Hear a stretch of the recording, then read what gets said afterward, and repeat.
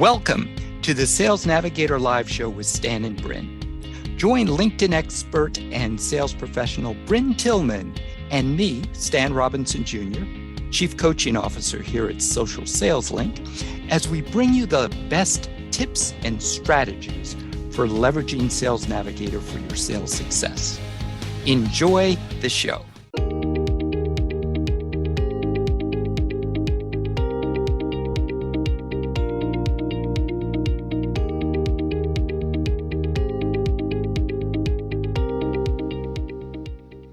Hello there, Stan Robinson here. Good to have you with us. Today, I will be soloing. My favorite LinkedIn sales insider, Bryn Tillman, is traveling. So today we're going to be talking about 5 new Sales Navigator updates that you'll want to be aware of.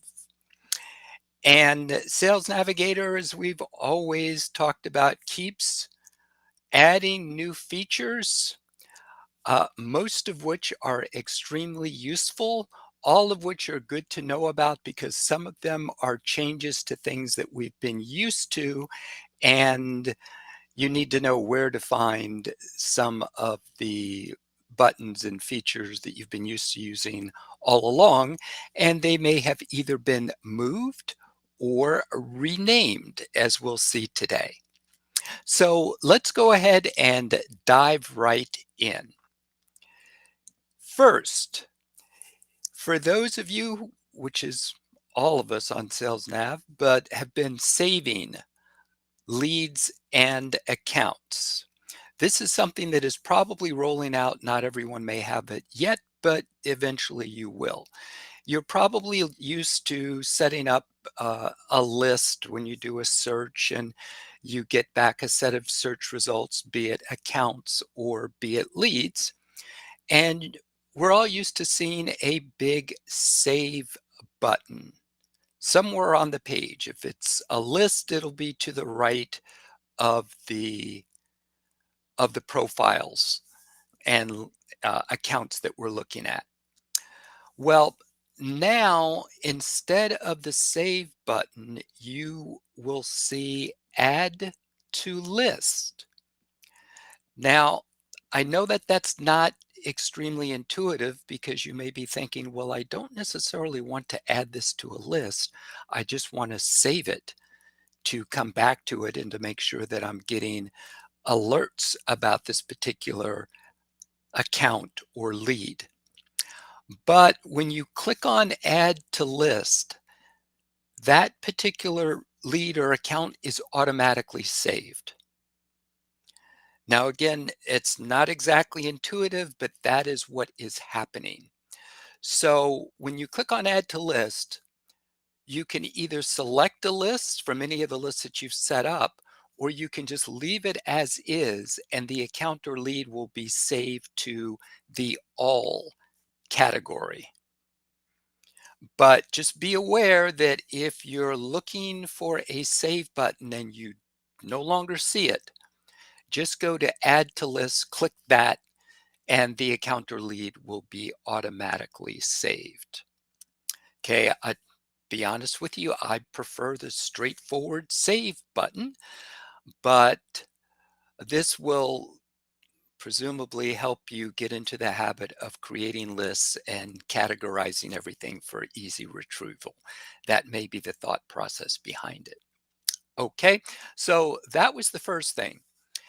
The next is something that we've talked about a little bit before, but I did want to bring it up again because it's still relatively new, which is something called buyer intent.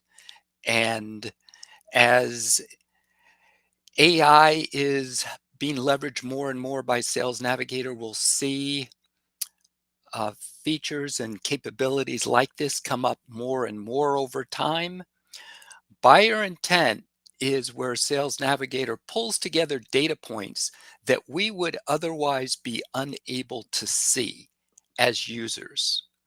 So buyer intent looks at things such as people from a particular company that have connected with your colleagues on LinkedIn, folks who have looked at your LinkedIn company page. So people like that that we wouldn't have any visibility into, Sales Navigator is now aggregating that data to give us something that is called buyer intent, which is just an indication of the degree of interest that these particular individuals have in your company. So just be aware that that is something that you will now see, and you'll want to be aware of it and just get used to uh, having a look at that to see what may be going on and what the level of interest is. Now, you will see this in your account hub, and when you're on a particular accounts page in Sales Navigator, you will see something called People, which is part of Relationship Explorer. You'll see Intent, which is where you can look at things like buyer intent. Okay, the next one I wanted to touch on is something called uh, category intent, which refers to product category. So this is where people may indicate that they're interested in specific product categories. And what you can do within your Sales Navigator instance is you can go out and you can select categories that apply to your specific offering. So whether that be security software or commercial insurance services, or however you classify the product or service that you provide, you can use the category intent, also known as product intent, to categorize your offering such that Sales Navigator's algorithms can then have a look at, okay, who, based on their LinkedIn activity, is indicating interest in this particular product category or any of the categories that you have chosen. And that will show up again in Sales Navigator as well. So that is something else that's going to be extremely useful. When you're in Sales Navigator, one of your biggest challenges is trying to identify where to prioritize your time in terms of which accounts you need to spend your time with and what people within those accounts you'll want to spend your time with. And this is where categories like buyer intent that indicates interest in your specific company, or category intent, which indicates a generic interest in the product or service categories that you have selected that you want Sales Navigator to more or less track for you and let you know about. All right, so we've talked about the new add to list feature, for lack of a better word, but that's what you'll need to use to save accounts and leads. We've talked a little bit about buyer intent, a little bit about category intent, which refers to product categories. One other thing that is new is in Relationship Explorer. And you'll find that in your account hubs when you're looking at account lists and drilling down a little bit into specific accounts. So within Relationship Explorer, which appears right at the top, and you will see people, intent, insights, and alerts. Just below that, now you will see persona. So if you have set up personas, and you can set up to 5 personas. And once again, what's a persona?